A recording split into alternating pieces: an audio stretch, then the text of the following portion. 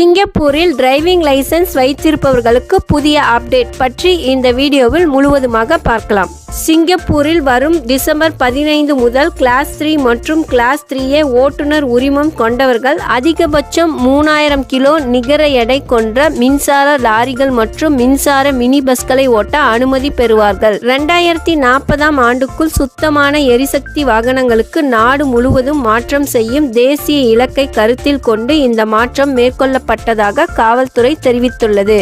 தற்போதைய விதிகளின்படி class 3, class 3A உரிமையாளர்கள் குறைந்தபட்சம் 2500 கிலோ எடையுள்ள உள் எரிபொறி லாரிகள் மற்றும் மினி பஸ்களை மட்டுமே ஓட்ட முடியும். இதைவிட அதிக எடையுள்ள வாகனங்களுக்கு கிளாஸ் 4 அல்லது கிளாஸ் 4B உரிமம் அவசியமாகிறது.